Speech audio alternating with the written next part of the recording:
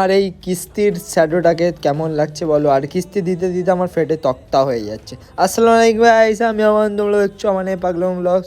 তো আজকের ব্লগটা খারাপ ভালো চালু করা যাক, খারাপ রাস্তা দিই। তো এই আমাদের ডোমজুরের খালের এই অবস্থা, আর আমাদের নেতা মন্ত্রীদের এত ঘর বাড়ির সুন্দর সুন্দর অবস্থা। তো খালের অবস্থা তো খুবই খারাপ, আর নীলাঞ্জনা পার্কের অবস্থা আরও খারাপ। তো এইখান থেকে আমরা বেরিয়ে যাচ্ছি কাঠের পোলের উদ্দেশ্যে। তো কাঠের পোলে দেখছি কাঠের পোলের অবস্থাও খারাপ। তো মোটামুটি সব কিছুই আমাদের ভারত সরকার এর পরিচালনা খারাপ, আর ইন্ডিয়ার তো কথাই বলোই না। আর আমার জেডারের অবস্থা আজকে একটু ভালো আছে, যেহেতু আজকে আমি সার্ভিস করে এনেছি গাইস। আর সানসেটের অবস্থাটা আরও সুন্দর, কিন্তু এটা তো আল্লাহর তরফ থেকে, তাই এত সুন্দর। এটা তো আর নেতা মন্ত্রীরা করিনি গাইস। তো ব্লগটা ভালো লাগলে লাইক কমেন্ট শেয়ার করে বাই বাই।